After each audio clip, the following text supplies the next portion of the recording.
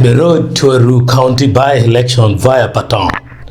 The story of the Aruu County election dispute.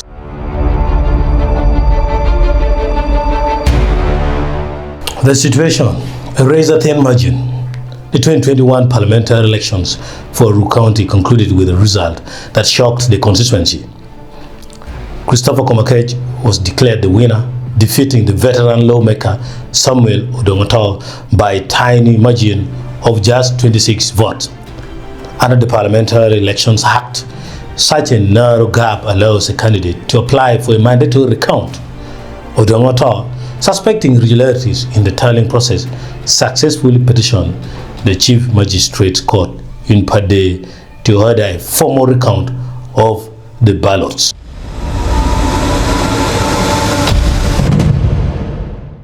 The morning of the recount, a no-show. On the scheduled day, the stage was set at the Pade court. The exercise was strictly ordered to begin at 8:30 a.m. By 10 a.m. the courtroom was packed. Odonga and his legal team were present. Komakech and his lawyers were in attendance. The district police commander, DPC, and security forces were on standby to oversee the process. However, one critical person was missing. The Pade district returning officer, Aruu, the official legally custodian of the ballot boxes.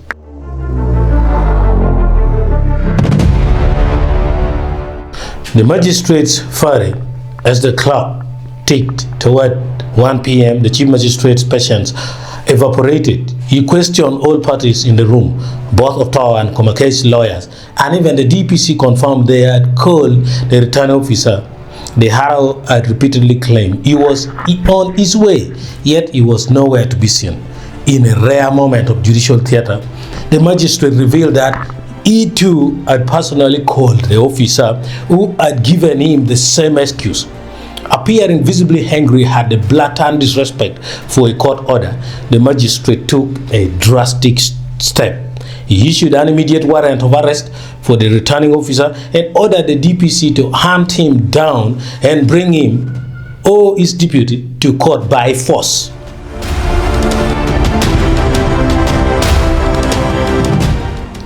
The discovery, broken seals, and aborted justice. The DPC eventually returned with the assistant returning officer under heavy security. The court proceeded to inspect the ballot boxes before the recount could begin. The mood shifted from anticipation to disbelief. Upon inspection, the chief magistrate discovered that 5 ballot boxes had been tampered with. Their seals were broken and the boxes were physically damaged. The magistrate made a swift and decisive ruling. The recount could not proceed because the sanctity of the ballot had been compromised. A recount of those specific boxes would be a futility and legally unreliable. He officially aborted the recount.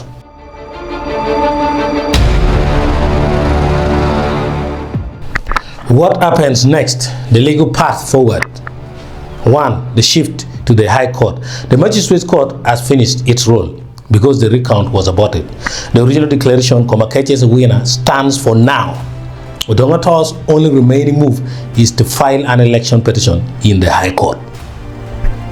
The broken boxes as smoking gun. In the High Court, the magistrate's report will be the most powerful piece of evidence. The 26-vote rule. In law, if the number of votes in the broken boxes is greater than the winning margin, that's 26, the court must assume the result was affected. The arrest warrant. The fact that the returning officer tried to dodge the exercise and was nearly arrested creates a strong suggestion of official misconduct or fraud, which weighs heavily against the Electoral Commission. The likelihood of a by-election. This case is a textbook candidate for nullification. Courts generally rule that if the Electoral Commission cannot account for the safety of the ballots in a race decided by such a small margin, the only fair solution is to let the people vote again. The verdict: while Komakech remains the MP today, the broken boxes and the vanishing returning officer have created a legal breach that very likely leads to a by-election in Aruu County.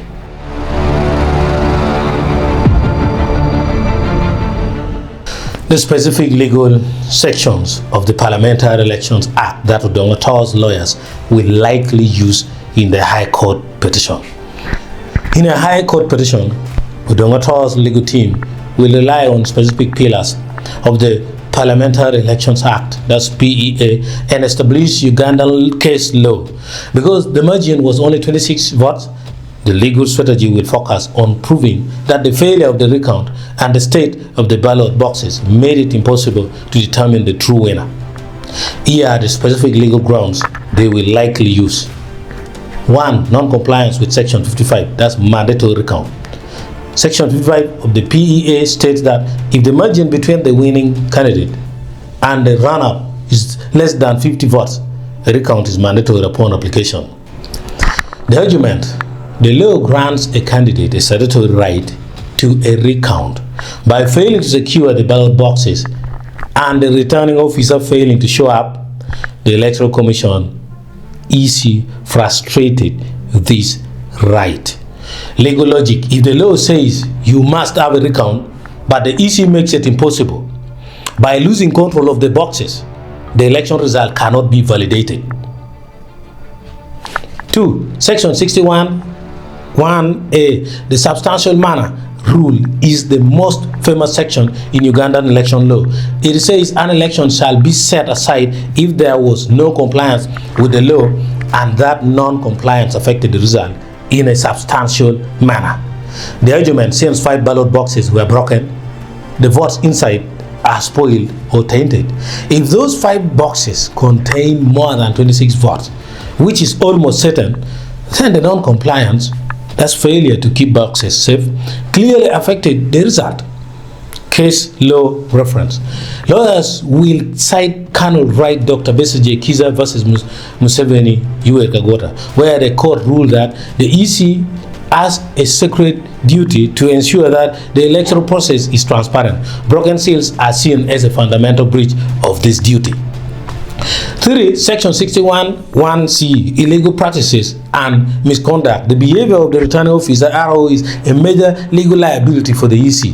The argument: under this section, a petition can proceed if an illegal practice or any other offense was committed by election officers. The arrest warrant, the magistrate warrant for the Aruu is evidence of essence, that's neglect of duty. Otto's lawyers will argue that the Aruu's dodging was not an accident, but a deliberate attempt to hide evidence of fraud.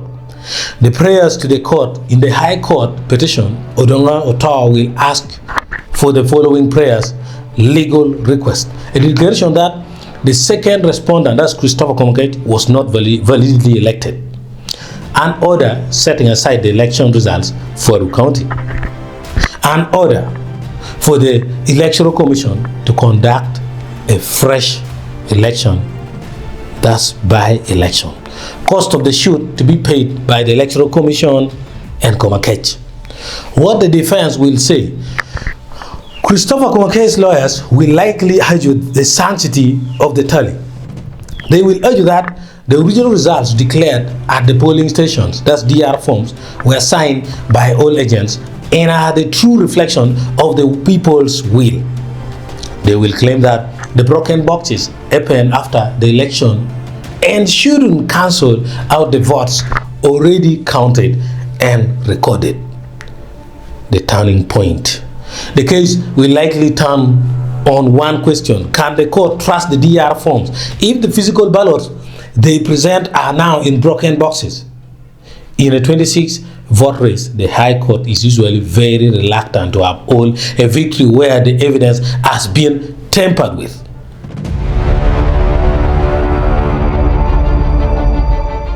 Summary of the key evidence Odonga would need to present to ensure the High Court rules in his favor. To secure a victory in the High Court and force a by-election, Odonga's legal team will focus on proving that the integrity of the election was shattered the moment those ballot boxes were broken. In Uganda, the High Court doesn't just look at who got the most votes. It looks at whether the process was handled according to the law. Here is the summary of the key evidence and strategy Otto will need. Number one, the magistrate's formal report, the golden evidence. The most critical piece of evidence will be the certified record from the per day chief magistrate, which Odonga is having now. The findings of fact. The report stating that 5 ballot boxes were broken is a Prima Facie evidence.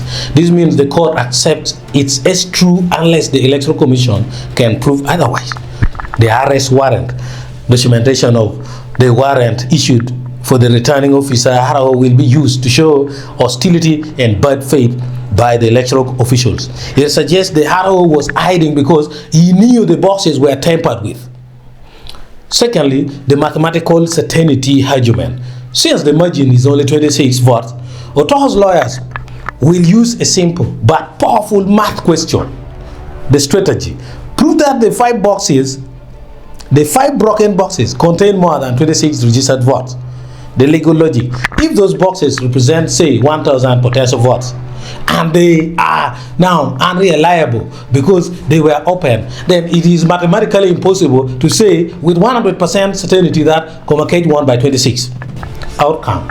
The court usually rules that such a small margin cannot survive such a large irregularity. 3. Affidavits from agents and eyewitnesses. Otto will need sworn statements, affidavits from polling assistants and agents to testify that the boxes were sealed and intact when they left the polling stations. The TP of police to testify about the state of the storage facility and the difficulty in getting the returning officer to show up. The assistant Aruu, his testimony about why his boss, the main Aruu, was absent will be crucial. If he admits the boxes were tampered with while in EC custody, the case is essentially over for the AEC. Breach of the chain of custody. Under the Electoral Commission Act, the EC is the legal parent of the ballot boxes. Otto must show that the EC failed to provide a secure chain of custody. If the boxes were kept in a place where unauthorized people had access, or if the seals were broken while in the EC's safe room, the High Court will likely rule that the sanctity of the ballot was violated. The final result, a by-election in Uganda alone, especially the case of FDC and Oz versus Electoral Commission, the courts have held that election is a process, not an event. If the process of keeping the votes safe fail, the event, the result cannot stand. Because the margin is so small, 26 votes, the High Court is very likely to nullify the election and order a by-election to allow the people of Aruu County to vote again in a transparent process. This is the road to Aruu County by-election via Patongo High Court. Be there.